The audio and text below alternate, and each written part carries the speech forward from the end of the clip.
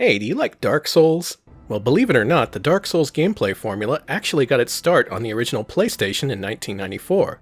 This is Kingsfield, the first game developed by From Software. Now, first of all, I want to make this clear. The game we're talking about today is the original Japanese Kingsfield from 1994, not the game that was released in the United States as Kingsfield in 1995. That game was actually a localized version of Japan's Kingsfield 2. If you're confused and you want a quick idea of which game you're playing, Kingsfield 1 starts like this, while Kingsfield 2 starts like this. Though the original Kingsfield never got an official Western release, fan translator John David Osborne produced a translation patch for the game in 2006. That's the version we're playing for the footage you see here. Kingsfield is notable for being one of the earliest fully polygonal first-person games released for the PS1. Previously, we covered Crime Crackers, which was really more of a corridor shooter with some very limited texture variety, but Kingsfield is among the first games to render every in-world element in 3D, including its enemies, non-player characters, and even items and equipment.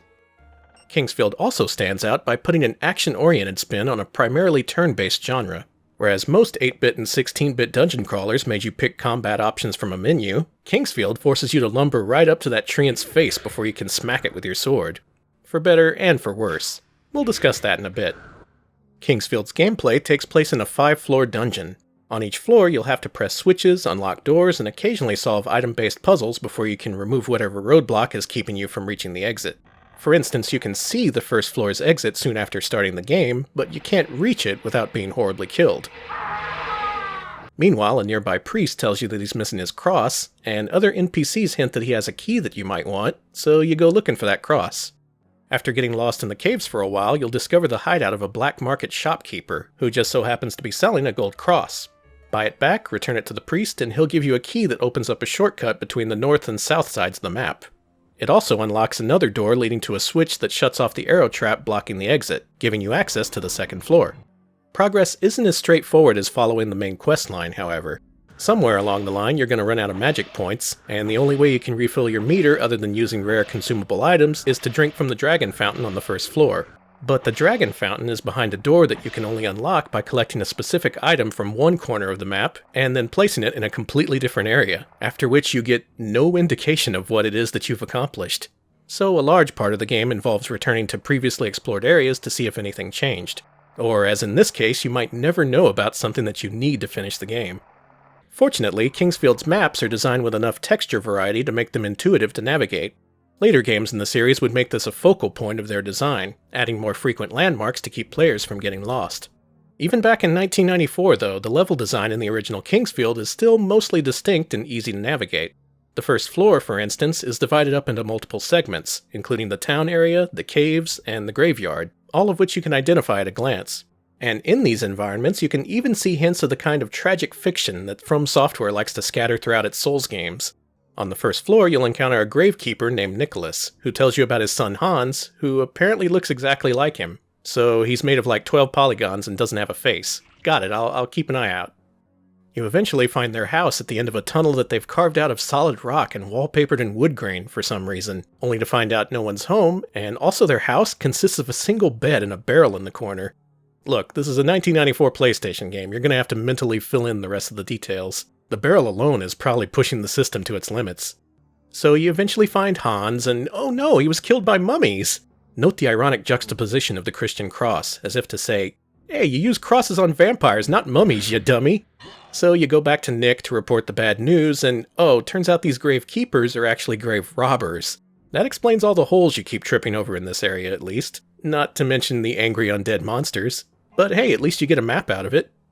Look, I'm not trying to say that From Software was at the top of its writing game here, but it's still neat to see minor narrative threads develop in an extremely early first-person game like this one.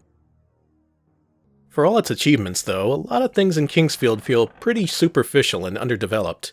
For instance, there's supposedly a class system, but it doesn't affect your stats at all, and it really only serves to gauge your progress as you level up your strength and magic power through usage. So, while your class is changing in the background, it doesn't really come into play until you reach the final boss, who you can't kill unless you've raised both your strength and magic power to level 60. And since your strength and magic power increase by 1 point for every 100 successful attacks or magic strikes you land, that means you need to fight a lot of enemies before you can beat the game.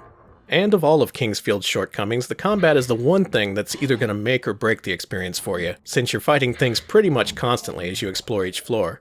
The biggest issues with Kingsfield's combat are that you swing your sword very slowly, and you have to be right on top of an enemy to land a hit. The thing is, if you position yourself in front of an enemy before you swing your sword, they're probably going to attack you before you get a hit in. As you play the game and adjust to the extreme wind-up on your sword swings, you start to develop strategies like swinging your sword during the run-up to an enemy, so that by the time your attack animation finishes, you're in a position to both score a hit and interrupt the enemy's counterattack. It's kinda weird, but I guess it works? There's also a pair of stamina meters that dictate a very slow rhythm to Kingsfield's combat. Often you can circle strafe around enemies or sneak up from behind to get some free hits, but many fights take place in narrow passageways, forcing you to deal with enemies head-on. This makes the early game incredibly difficult because of how slowly your stats build with every level of experience you gain, and because you start off with no protective gear and a defense stat of 0. A lot of the first monsters you see can one-shot you before you can even reach the first save point.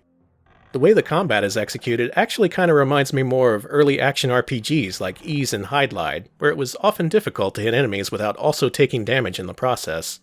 I guess you can look at it as Kingsfield paying tribute to the classics. Kingsfield is a little difficult to judge on its own merits today, but let's jump back to 1994 and try to appreciate it in its original context. Kingsfield was the first console game by From Software, which had been developing business software for Japanese mainframe computers since 1986. Weirdly enough, they focused on the agricultural industry, leading them to produce some very specialized applications, including, I'm not kidding about this, software to control the feeding of pigs. Wow.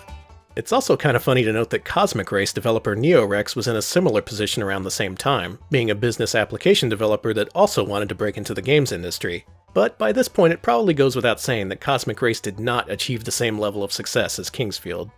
Anyway, after Japan's economic bubble burst in the early 90s, From's developers decided to make their move into the games industry. Inspired by the Wizardry series in particular, the studio had initial plans for a 3D-rendered labyrinth exploration game for PCs featuring robot characters. But at some point it was decided that consumer-grade computers wouldn't be able to handle the level of graphical detail it required. So the From Software staff shifted development to Sony's recently announced PlayStation console in the hopes of getting a game out on launch day. According to the 1996 book Game Sensen Choi-Jo, Kingsfield 1 took around 6 months to develop, and its retail release ended up missing the PS1's console launch by a couple weeks, though it still managed to make it out by the end of 1994. Reactions to its release were mixed, to say the least. Early adopters found the combat cumbersome, review scores were all over the place, and in what has since become a grand tradition for From Software games, the difficulty in particular was a big point of discussion among players who posted on early internet message boards like NiftyServe in Japan. Boy, some things never change, huh? Opinions of the original Kingsfield evolved over time, however, thanks in no small part to extensive maps and strategy guides printed in Japanese gaming magazines after its release. With some help, players were eventually able to survive long enough to appreciate Kingsfield's dark atmosphere and creative level design, in spite of its rough edges. It's a good thing, too, because Kingsfield 2 had already started development by the time the original game hit store shelves, and by mid-1996, Kingsfield would become a trilogy with the launch of Kingsfield 3. And as it so happens, From Software's original idea for a game featuring robots who fight in underground combat arenas wasn't entirely scrapped, but that's a story for another time. Hey, thanks for watching! I'd like to thank our friend Trough of Luxury for translating some essential context for this episode, as well as our patrons for funding this and for being an awesome group of people in general. If you want more in-depth coverage of early 32-bit games, we've got that coverage, covered. You can click the links here to watch our Crime Crackers episode, and some fun stuff from our Twitch streams. We'll see you around.